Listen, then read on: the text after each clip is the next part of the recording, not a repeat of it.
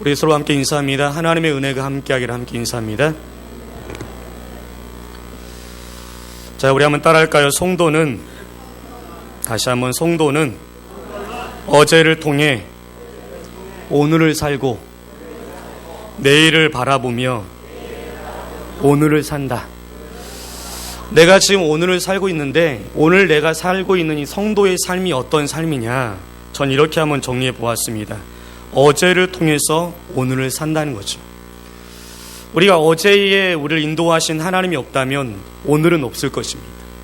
어제 우리의 삶들을 이끄신 하나님이 있었기에 오늘 우리에게 이 날이 있는 것입니다. 그래서 어제를 통해서 오늘을 살아가는 삶이 성도의 삶입니다. 에베네셀의 하나님이라는 뜻을 알고 계시죠? 지금까지 인도하신 하나님. 우리는 알지, 우리는 모를지, 우리는 그것을 판가름할 수 없지만은 하나님께서는 창세전에 우리를 택하여 주셨고요.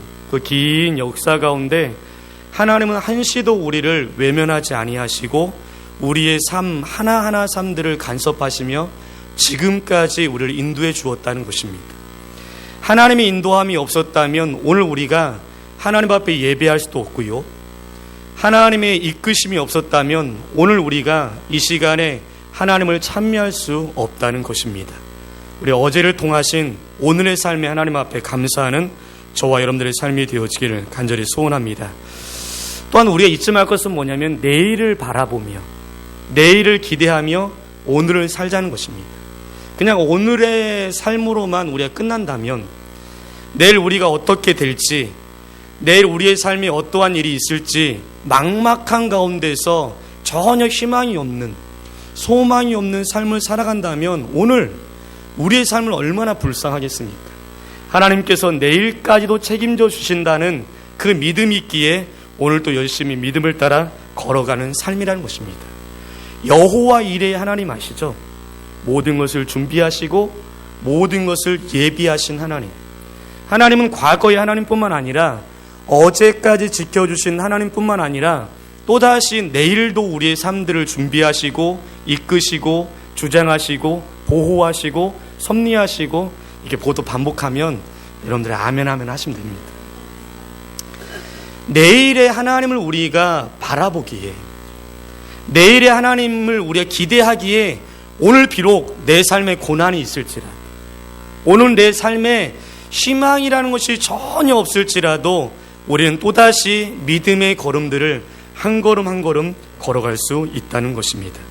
그래서 보통 우리가 성도의 삶은 과거의 하나님, 현재의 하나님, 그리고 미래의 하나님을 바라보며 살아가는 이 세 시대를 함께 바라보는 삶이 건강한 신앙의 삶이라는 것입니다. 오늘만 바라봐서도 안 되고요. 또한 내일만 바라봐서도 안 됩니다. 또한 어제만 바라보며 옛날의 하나님, 아브라함의 하나님, 구약에 역사했던 이삭의 하나님, 홍해를 가르신 하나님, 요단강을 가르신 하나님, 물을 포도주로 만드신 하나님, 옛적의 성경에 있는 하나님만으로 만족한다면 그것은 옛날 이야기죠. 우리가 그 하나님이 오늘의 하나님이 되어야 된다는 것입니다. 아브라함에게 임했던 그 하나님이 누구의 하나님? 나의 하나님. 어제 인도하신 하나님이 아니라 언제 인도하신 하나님? 오늘 이 시간에 나를 인도하신 하나님. 물을 포도주로 바꾸신 그 예수님의 능력이 그냥 그 당시 그들에게만 임한 것이 아니라 우리의 삶의 전반에서 오늘 우리가 살아가는 속에서 역사되어지는 삶을 경험할 때 우리에게 힘이 있다는 것입니다. 또한 주님의 날이 언제까지 올지는 모르겠지만, 나의 생애가 언제까지 그것이 중단되어지고 끝마침이 될지는 모르겠지만, 하나님이 내일이란 날을 허락할 때까지 우리는 그 하나님이 내일의 삶들도 책임져 줄 것이라는 그런 확고한 믿음 안에 살아가지 않다면 오늘의 삶의 수고, 오늘의 삶의 애씀, 오늘의 삶의 땀 흘림들은 헛된 것이 될 수밖에 없다는 것입니다. 마치 농부가 봄에 씨를 뿌리는 이유는 아직 경험하지 못했지만 여름이 지나 가을에 이 씨앗이 풍성하신 열매가 맺을 것을 뭐하기에?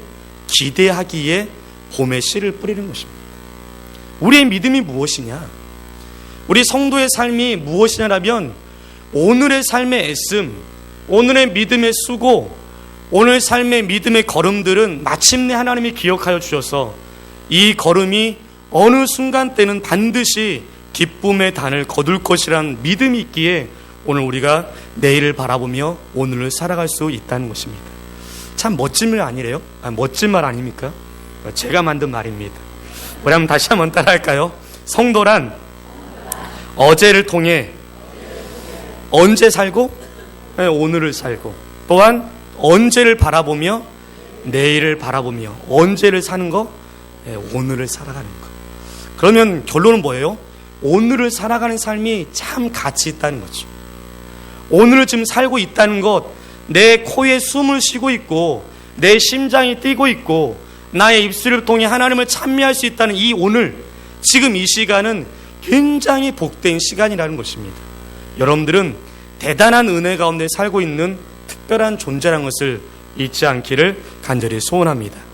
데살로니가 전서는 재림에 대한 말씀입니다. 이 재림은 연세 드신 분에게만 해당되어지는 것이 아니고요, 또한 저 이단들이 말하고 있는 이단들의 주제로만 말하는 것이 아니라는 것입니다.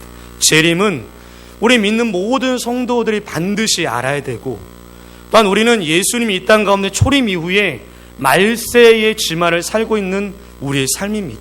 그래서 우리는 오늘을 살아가고 있지만 우리는 반드시 이 땅 가운데 재림하실 그 주님을 기다리며 영원하신 하나님의 나라를 바라보며 살아가는 것이 참된 신앙인의 모습이라는 것입니다. 그래서 성도는 현세적인 신앙, 다시 말해서 내가 오늘 숨을 쉬고 밥을 먹고 살아가는 이 땅의 삶도 굉장히 중요합니다. 우리 이 땅에서 최선을 다해서 하나님이 내게 생명을 허락할 때까지 우린 이 땅에서 애쓰며 수고하며 믿음의 행보를 걸어가는 신앙 굉장히 중요합니다. 그러나 이 신앙과 더불어서 어찌 보면 더 중요한 것은 뭐냐면 이 땅의 삶은 어느 한때 어느 한시가 되어지면 마감되어집니다. 이제 영원한 나라, 더 이상 이제는 기회가 없는 그 영원한 나라인 내세적인 신앙도 우리는 굉장히 중요하다는 것입니다. 어떤 하나도 포기할 수 없는 내세적인 신앙도 갖고 있어야 되고요, 또한 그 내세적인 신앙을 품으면서 오늘의 삶에 최선을 다하는 삶, 아까 초반전에 말했던 것처럼 내일을 바라보고 내일을 기대하면서 오늘을 최선을 해서 살아가는 삶이 참된 신앙의 모습이라는 것입니다. 그래서 데살로니가 전서의 말씀 1장부터 이렇게 하나하나 보시면서 재림의 때를 살고 있는, 말세의 지마를 살고 있는 우리 성도들이 어떻게 살아갈 것인가를 데살로니가 교회 성도들에게, 또한 여러분들이 함께 예배하고 있는 저와 여러분들에게 말씀하고 있는 이 말씀을 기억하면서, 주님이 언제 오시죠? 주님은 곧 오십니다. 우리의 가장 큰 기도의 제목은 무엇이냐면 속히 오시옵소서라고 하는 것이 우리의 기도의 제목입니다. 요한계시록의 사도 요한이 마지막에 기도했던 것처럼 주님 어서 오시옵소서, 마라나타 주 예수여 어서 오소서라고 말하는 어느 때 이후에, 나의 어떠한 기준이 지난 이후에, 나의 어떠한 삶이 성취된 이후에 주님의 오심을 기다린 것이 아니라 속히 오시는, 어서 오시옵소서라고 말하는 주님의 때를 급히 기다리는 그러한 신앙을 갖고 있는 것이 참된 신앙인의 모습이라는 것입니다. 오늘 5장의 말씀을 함께 나누면서 함께 어떤 말씀을 나눌 거냐면 재림은 언제 올 것이냐, 그리고 그 재림을 기다린 성도들은 어떠한 삶을 살 것이냐라는 것을 함께 살펴보면서 우리 함께 말세지말에 우리가 하나님의 거룩한 백성으로서 칭찬받는 주의 백성 되기 위해서 함께 말씀을 나누려 합니다. 첫 번째로 불신자에게는 재림이 도적같이 임합니다. 여러분들이 잘 알고 있죠? 재림은 어떻게 오신다? 언제 오신다? 밤에 도적같이 온다. 그러나 성도들에게는 그렇지 않다는 것입니다. 왜요? 성도들은 항상 재림을 기다리고 재림을 준비하고 있기 때문에 도저히 준비하지 못했던 불신자들에게는 그 재림이 밤에 도적같이 급하게 올지 모르겠지만 우리 믿는 성도들은 그렇지 않다는 거죠. 늘 준비하고 늘 기다리고 있었기 때문에 주님이 어느 날 갑자기 오실 때 그것이 갑자기가 아니라 뭐라고요? 오셨군요. 기다렸습니다 라고 말할 수 있다는 거죠. 두 번째로 바울은 성도들은 재림을 준비하기 위해서 항상 깨어서 근신하면서 피차에 권면하라고 5장에서 말씀합니다. 이 깨어있어란 말 굉장히 중요합니다. 그리고 근신하다, 우리 바른 성경에는 정신을 차리라 라는 단어로 말하고 있습니다. 그러면서 뭐 하라고요? 서로 피차 간에 권면하라는 것입니다. 오늘 이 시간에 예배를 드리시다가 혹 너무도 달고 오묘한 말씀에 잠을 주무신 분이 계시다면 피차 뭐 하시라고요? 권면하십시오. 그래서 깨어서 근신하여서 정신 차려 하나님의 말씀을 듣기를 원합니다. 사도 바울은 5장을 통해서 말한 것은 뭐냐면 우리가 재림을 준비할 때 어떻게 준비할 거냐. 이 4장의 말씀은 어떤 내용이냐면 이 재림이 온다는 이 신앙인들이 이 땅의 삶들을 포기한 거죠. 어차피 오실 텐데 이 땅 가운데 재림하시면 이 땅의 모든 것들은 다 없어질 거니까 이 땅의 재산, 이 땅의 모든 삶, 직업, 모든 것들을 다 포기하고 무질서게 살고 있었던 데살로니가 교회 성도들을 책망하는 말씀이 바로 4장의 말씀이에요. 그러면서 5장에 넘어오면서 너희가 재림을 준비하면서 해야 할 일은 뭐냐면 항상 깨어서 근신하고 정신을 차려서 서로 그 재림의 때에 함께 주님을 기다리며 맞이할 수 있도록 이 땅, 이 우리가 숨쉬고 있는 오늘의 삶의 최선의 삶을 살기를 원하는 말씀으로 당부하고 있는 것이 바로 이 5장의 큰 주제 중에 하나입니다. 또한 마지막은 바울이 말하는 것은 뭐냐면 이러한 사실, 주의 재림은 반드시 올 것이다. 불신자들에게는 밤에 도적같이 임하겠지만 우리 신자들에게는 늘 기다리고 준비하기 때문에 주님이 오실 때 우리는 그것을 환영하고 반기며 기뻐하며 그날을 맞이할 것이다. 우리가 그날이 올 때까지 우리는 늘 깨어서 정신 차려 근신하여 서로 피차 넘어지지 않기 위해서 함께 애쓰면서 살아가자는 것을 너만 알지 말고 뭐 해라? 서로 모든 성도들에게 이와 같은 사실들을 전하기를 부탁하는 것이 바로 오늘 5장의 전체적인 주제라는 것입니다. 그러니까 나만 알아서는 안 된다는 거죠. 이런 하나님의 진리를 그냥 내 지식으로만 갖고 있는 것이 아니라 이것을 알았다면, 이것을 깨달았다면, 이것을 들었다면 우리는 이 땅을 향해서 그것을 선언하고 이러한 사실들을 증거하는 삶을 살기를 원하는 사도 바울의 당부가 담겨있는 것이 바로 긴 5장의 말씀이라는 것입니다. 그 중에서 오늘은 5장 1절에서 11절까지 말씀만 보겠습니다. 우리 1절 2절 함께 읽겠습니다. 1절 2절 함께 읽습니다. 시작. 형제들아, 때와 시기에 대하여는 너에게 쓸 것이 없으니 이는 주님의 날이 밤에 도둑같이 올 것을 너희 자신이 자세히 알기 때문이다. 사도 바울은 당연한 이야기를 하고 있죠. 때와 시기는 언제 올지 뭐한다? 이미 알고 있다. 내가 더 이상 강조할 필요가 없다는 것입니다. 여러분들에게도 주의 날이 언제 오죠라고 물은다면 이 중에 한 사람도 몇 월 며칠이라고 말하는 분은 아무도 없을 것입니다. 그때가 언제 오시죠? 주의 날이 언제 오시죠? 주의 재림이 언제 오시죠? 라고 말하면 다 이구동성을 뭐라냐면 그때와 그 시를 알지 못하죠 라고 대답할 것입니다. 오늘 사도 바울이 데살로니가 교회 성도들의 편지를 쓰면서도 이 사실은 너희들이 다 아는 바다라는 것을 먼저 전제로 하고 시작한다는 것입니다. 이 주의 날이라는 단어는 구약에서는 여호와의 날이라는 단어를 쓰고 있습니다. 특별히 이 주의 날, 주님의 날, 여호와의 날은 불신자에게는 멸망의 날이고요. 그러나 신자들에게는 부활과 승리의 날이며 하나님의 통치가 완전히 실현되어지는 날로 이 주의 날을 이야기하고 있습니다. 그래서 사도 바울은 주님의 날, 이 주의 날의 특징을 첫 번째로 뭐라고 말하냐면 밤에 도둑같이 올 것이다 라고 말합니다. 그러나 또다시 1절 2절에 강조하는 것처럼 사도 바울도 그때와 그 시는 알지 못한다는 거죠. 예수님께서도 마태복음 24장 36절하고 사도행전 1장 7절에 그날과 그때를 아무도 알지 못한다. 예수님조차도 알지 못한다고 말합니다. 누구만 안다? 하나님만 아신다라고 말하고 있습니다. 그래서 주의 날은 첫 번째 특징은 밤에 도적같이 온다. 이 사실 하나 이야기하고 있고요. 두 번째 특징은 뭐냐면 3절에 말씀하고 있죠. 잉태된 여자에게 해산의 고통이 이르는 것 같이 온다는 것입니다. 잉태한 여자가 평안하다, 안전하다 할 그때에 갑자기 해산의 고통이 나타나는 것처럼 주의 날을 호련히 임한다는 것을 오늘 주의 날에 대한 특징으로 이야기하고 있습니다.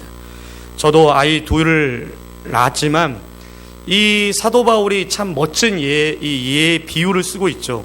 여인이 아이를 뵈서 그 아이를 낳을 때의 그때, 전혀 예상하지 못한 때, 예측은 하고 있으나 언제 날지 모르다가 갑자기 어느 시때에 큰 고통 가운데 그 때를 맞이하는 것이 바로 뭐다? 주님의 날의 특징이라는 것입니다. 특별히 사도 바울은 이 잉태하는 여인의 고통으로 주의 날을 비유한 의미는 뭐냐면, 이것은 불신자들에게 그날은 심판의 날이라는 것을 말하고 싶은 강조점이 담겨져 있다는 것입니다. 다시 말하면 불신자들은 심판의 날이 이르는 순간까지도 육신의 쾌락과 일락에 사로잡혀서 주의 날을 예배하지 못하고 결국 멸망의 고통을 당할 수밖에 없다는 것을 강조하기 위해서 고통 가운데 해산하는 여인을 비유하고 있다는 것입니다. 마치 창세기 6장의 노아의 홍수 때와 같습니다. 또한 창세기 19장의 소돔과 고모라의 불심판 때와 같이 이렇게 주의 날이 임한다라고 오늘 사도 바울은 말하고 있습니다. 그렇다면 이 밤에 도적같이 오는 주의 날, 여인이 해산의 고통을 가지고 갑자기 들이닥치는 그러한 주의 날이 임할 때에 그것을 피할 수 있는 자가 있느냐라는 것입니다. 특별히 불신자들은 결코 피하지 못한다라고 3절 하반절에 말하고 있죠. 그들이 결코 뭐하지 못할 것이다? 피하지 못할 것이다.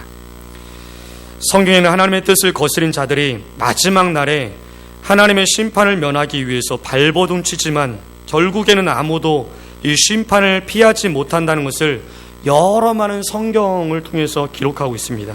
이사야서, 예레미야, 또한 호세아서, 미가서, 요한계시록에 기록되어 있습니다. 그 중에서 예레미야 49장 24절에 보면 다마스쿠스라는 나라를 비유하면서 말합니다. 다마스쿠스가 무기력하여 돌아서서 달아나려 하지만 공포가 그를 붙잡고 환난과 고통이 해산한 여인처럼 그를 사로잡았다라고 말합니다.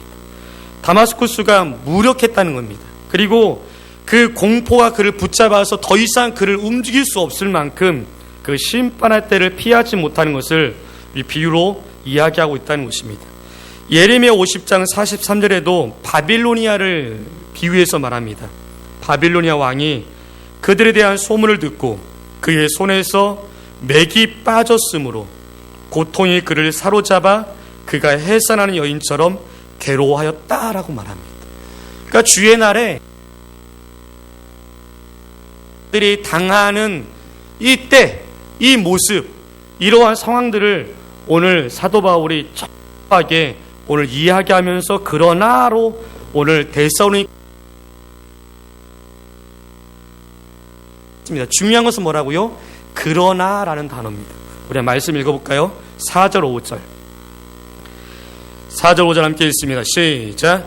그러나 형제들아 너희는 어둠에 있지 않으므로 그날이 도둑같이 너희에게 이르지 않을 것이니 너희는 모두 빛의 아들들이며 낮의 아들들이기 때문이다. 우리는 밤이나 어둠에 속하지 않았다. 오늘 사도 바울은 선언한다는 것이죠. 주의 날이 밤에 도둑같이 임한다고요? 해산의 고통을 당하는 자, 잉태할 때의 그 고통 가운데 임한다고요? 아니라는 것입니다. 그날이 것이다. 왜냐하면 우리는 다 빛의 아들들이며 낮의 아들들이기 때문에 그렇다는 것입니다. 왜 우리를 빛의 그리고 낮의 아들들이라고 표현했냐면 성도들은 따라합니다. 빛이신, 더 크게 따라할까요? 빛이신 하나님과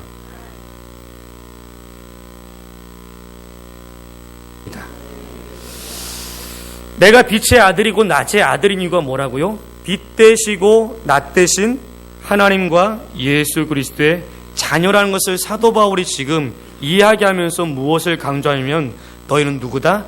하나님의 자녀요 예수 그리스도의 자녀임을 이야기하고 있다는 것입니다. 요한일서 1장 5절에 말하고 있죠. 하나님은 빛이시고 그분 안에는 어둠이 조금도 없다라고 말씀하고 있고요. 요한복음 1장 9절에는 예수님을 향해서 모든 사람을 비추는 참빛이 세상에 오셨다라고 말합니다. 그러나 우리 잊어서는 안 되는 사실이 하나 있습니다.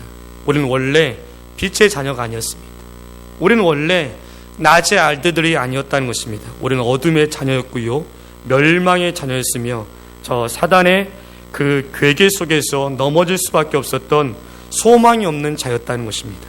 그러나 하나님께서 빛의 자녀로 삼아주시고 빛 가운데 거하신 것은 철저하게 우리에게 주시는 하나님의 은혜라는 것을 여러분들이 잊지 않기를 간절히 소원합니다. 내가 빛의 아들이다, 내가 낮의 아들이다라고 자신있게 말할 수 있는 것은 에베소서 5장 8절의 말씀처럼 너희는 전에는 어둠이었으나 이제는 주님 안에서 빛이다 라고 말합니다. 우리 따라할까요? 너희가 전에는 어둠이었으나 이제는 주님 안에서 뭐라고요? 빛이다, 빛이다 라고 말한다는 거죠. 그렇다면 하나님의 은혜로 말미암아 빛의 아들이 된 나, 그리고 여러분들, 하나님의 은혜로 말미암아 낮의 아들이 된 나, 그리고 여러분들은 어떻게 살아가야 되냐라는 것입니다. 그것을 6절 7절에 말합니다. 제가 읽어드릴게요. 그러므로 이 데살로니가 전서 5장의 서술들을 알겠죠?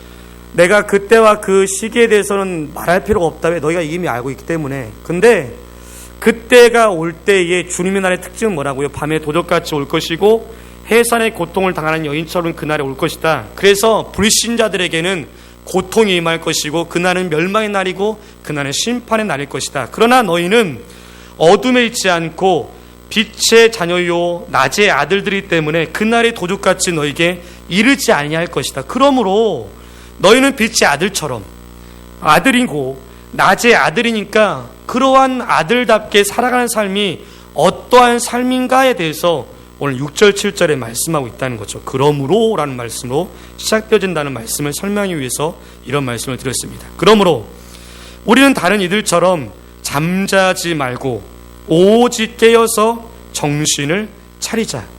자는 자들은 밤에 자고 취하는 자들은 밤에 취한다 라고 말씀합니다. 밤의 아들, 낮의 아들, 빛의 아들들은 다른 이들과 같이 자지 말고 오직 깨어서 아까 말했던 정신을 차리자라는 말이 어떤 의미라고요? 근신하다는 말, 또는 영어로 말하면 셀프 컨트롤이라는 말을 씁니다. 근신한다, 정신 차린다, 내 스스로가 그러한 모습으로 살아가는 것이 바로 우리가 낮의 아들로서 빛의 아들로서 살아가는 삶이라는 것입니다. 이 자다라는 말, 그럼 우리는 다른 이들처럼 잠자지 말고 할 때 자다라는 의미는 주로 그리스도의 재림과 관련해서 많이 사용되어지는 말입니다. 그래서 이것을 어떤 의미를 갖고 있냐면 도덕적으로나 영적으로 각성되지 못한 상태를 이야기할 때 잔다, 자다라는 의미를 사용한다는 것입니다. 각성이라는 단어는 깨달을 각자에다가 깰성을 씁니다. 그래서 정신 차리지 못하는 상태, 깨닫지 못하는 상태, 그래서 신앙에 대해서 무감각한 상태가 바로 자다라는 말입니다. 그러니까 잔다는 말이 우리가 주의 재림의 때를 기다리면서 눈꺼풀에다가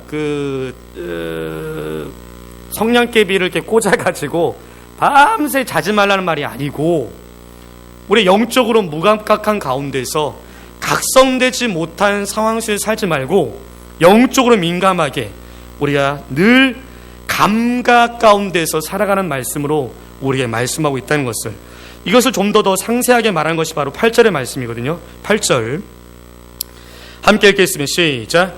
그러나 우리는 낮에 속하였으니 정신을 차리고 믿음과 사랑의 가슴마개를 붙이고 구원의 소망의 투구를 쓰자.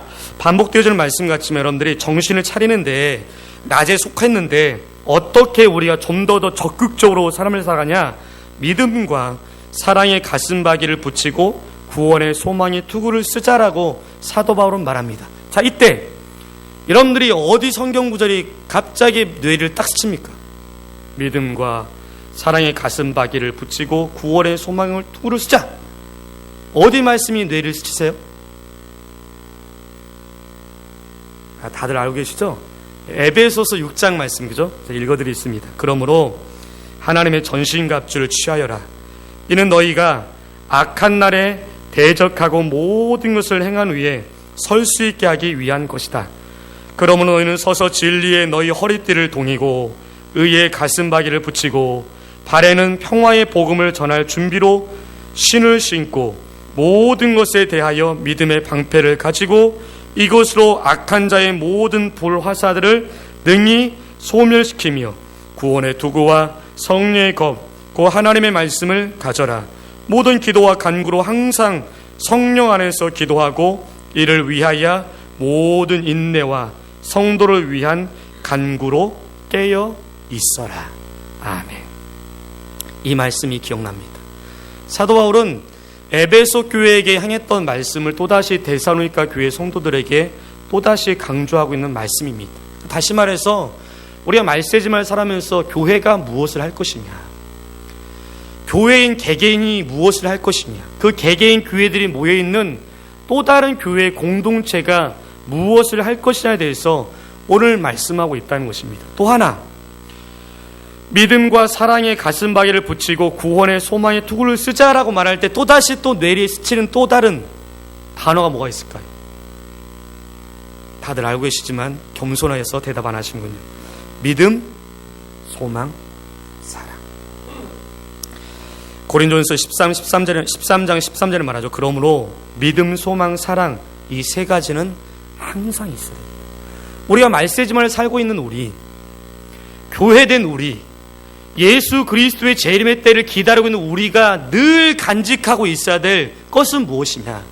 낮의 아들들이, 밤의 아들들이 늘 소유하고 있어야 할 것이 뭐냐면 믿음과 소망과 사랑이라는 것입니다. 그래서 지난주 수요일날 여러분들 기억하시죠?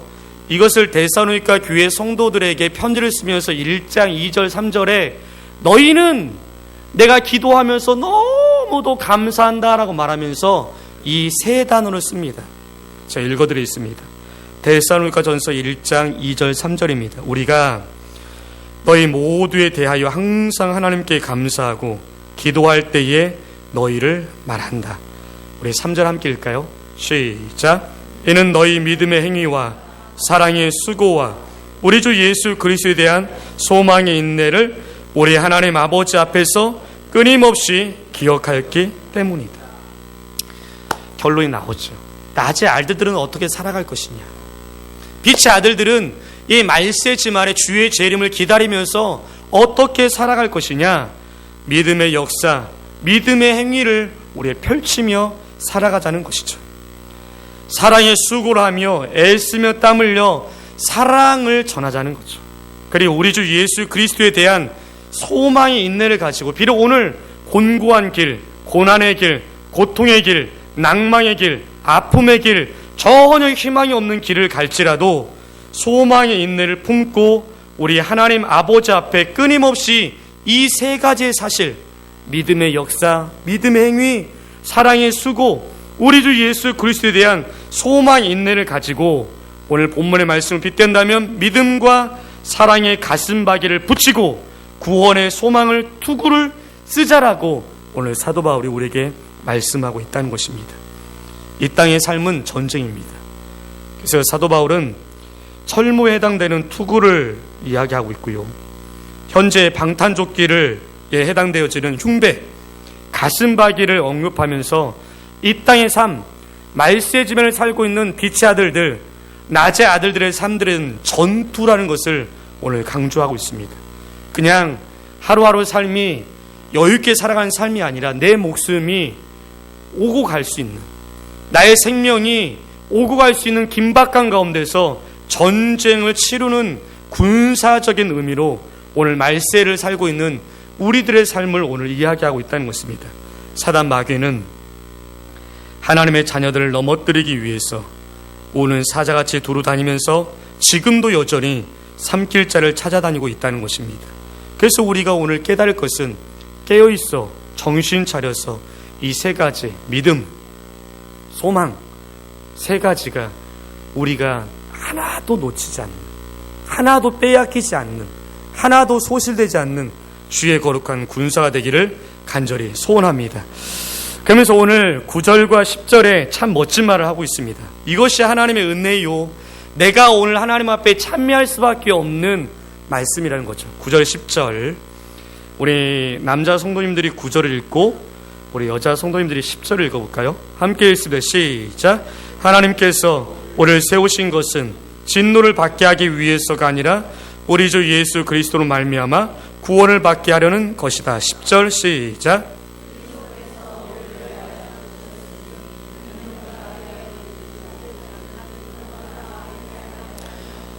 왜 하나님이 전쟁터 같은 이 땅 안에서 빛의 아들로 또한 낮의 아들들로 우리를 이 땅 가운데 세워주셨냐는 것입니다. 제가 자주 쓰는 용어처럼 나를 구원케 하시고 바로 천국으로 데려가시면 얼마나 좋겠어요. 근데 나를 구원케 하시고 어느 한시 동안에 이 땅에서 빛의 아들로 낮의 아들로 살게 하신 성도라는 이름을 가지고 살게 하신 이유가 무엇일까요? 특별히 초대교회 때는 I am Christian, 내가 기독교인이라는 것으로 인하여서 내 목숨, 내 가족의 모든 목숨이 오고 갈 수 있는 그러한 긴박한 가운데 살아가는 것이 내가 기독교인이라는 이 예수를 믿는 삶이었습니다. 근데 하나님은 나를 그런 가운데서 이 땅 가운데 살게 해주었냐는 것입니다. 이 땅의 그런 가운데 나를 왜 성도로 나를 부르셨냐 이런 말입니다. 오늘 9절에 말하고 있죠. 우리를 세우신 것은, 이 세우다라는 말은 선택하다라는 원어를 갖고 있습니다. 그러니까 말을 바꿔서 말한다면 하나님께서 우리를 선택하신 것이라고 풀이할 수 있습니다. 그것은 뭐라고요? 진노를 받게 하기 위해서 우리를 선택하신 것이 아니라는 거죠. 여러분들에게 고난을 주기 위해서 이 땅에 예수 믿고 나서 예수로 말미암아 큰 고통을 당하게 하기 위해서 하나님이 여러분들을 구원케 하시고 이 땅에 살게 하신 것이 아니라는 것입니다. 하나님이 우리를 선택하신 것은 우리를 우리 주 예수 그리스도로 말미암아 뭐하게 하시려고? 구원을 받게 하시려는 것입니다. 아버지의 마음을 기억하실 바랍니다. 내가 비록 사망의 음침한 골짜기를 내가 지금 다니고 있을지라도, 험한 상중령을 지금 내가 힘겹게 올라가는 삶을 오늘 살고 있을지라도, 저 늪지대에 다리가 빠지고 그 늪이 내 허리까지 차올라서 더 이상 살 소망이 없는 삶을 혹 살아간다 할지라도 하나님이 나를 이 땅 가운데 여전히 생명 가운데 나를 이 땅 가운데 살게 하신 것은 결국은 예수 그리스도로 말미암아 구원을 받게 하려는 것이라는 것입니다. 혹 늪 속에 내 코까지 늪에 잠겨서 더 이상 숨이 쉬지 못할지라도 하나님은 내 목숨이 끊인 자도 끊어진 자도 다시금 소생케 하신 능력이 하나님께 있다는 것입니다. 하나님이 포기하지 않는다면 우리가 절대로 포기하지 말자는 거지. 하나님이 나의 손을 놓지 않았다면 내가 절대로 하나님의 손을 먼저 놓지 말자는 거죠. 하나님이 우리에 대한 소망을 여전히 기대하고 있다면 우리 또한 그 주 예수 그리스도를 향한 소망의 인내를 놓지 말자는 것이죠. 두 번째로 하나님이 이 땅 가운데 우리를 살게 하신 것은 10절의 말씀처럼 우리가 깨든지 자든지 영원히 그분과 함께 거하게 하기 위함입니다. 이 깨다, 자다란 말은 데살로니가전서 4장 14절에 언급한 표현대로 우리가 살든지 죽든지 그리스도와 함께 있다는 말을 이야기할 수 있습니다. 다시 말해서 하나님의 결국 계획은 뭐냐면 하나님과 예수 그리스도와 성령 하나님과 우리와 함께 영원히 살게 하기 원하시는 하나님의 놀라우신 경륜이 우리에게 담겨져 있다는 것입니다. 말씀을 마감합니다. 그러므로 또다시 그러므로 해서 11절을 마감합니다. 여러분들이 이 말씀이 오늘 제목이거든요. 우리 제목을 이렇게 제가 잡았습니다. 말씀 그대로 잡았는데요. 너희가 하고 있는 그대로라는 단어를 제가 썼습니다. 우리 한번 11절 말씀 같이 읽어볼까요? 함께 읽겠습니다. 시작.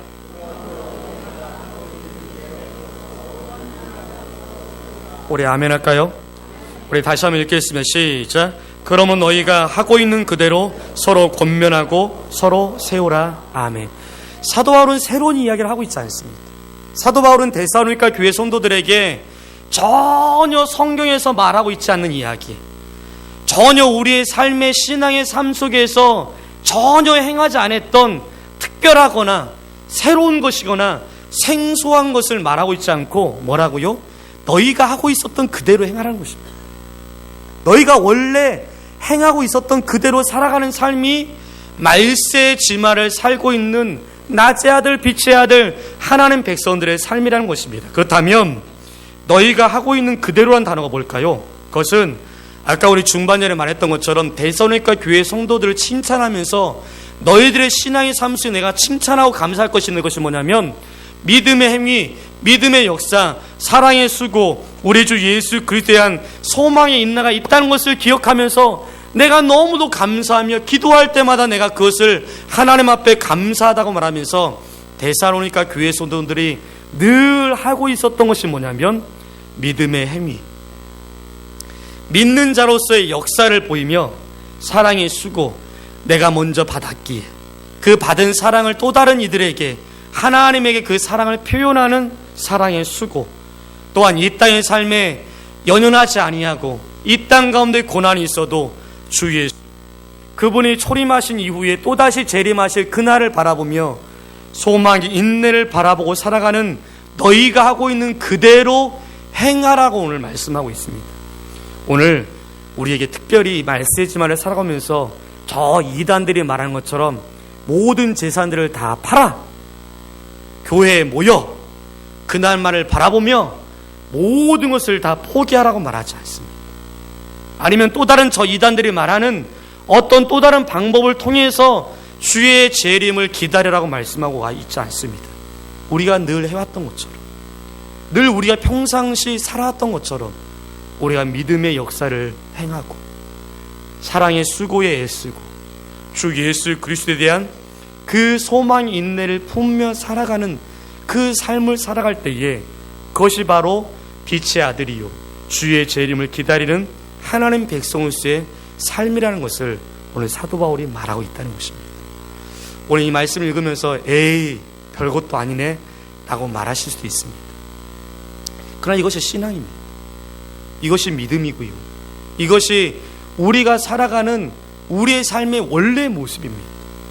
우리 성도로서 살아가는 원래의 모습이고 내가 살아가야 될 원래의 모습이라는 것입니다. 근데 그 원래의 모습을 우리가 살지 않기 때문에 오늘 또다시 말씀을 통해서 우리에게 말씀하고 있다는 것입니다. 그러면서 말하고 있죠.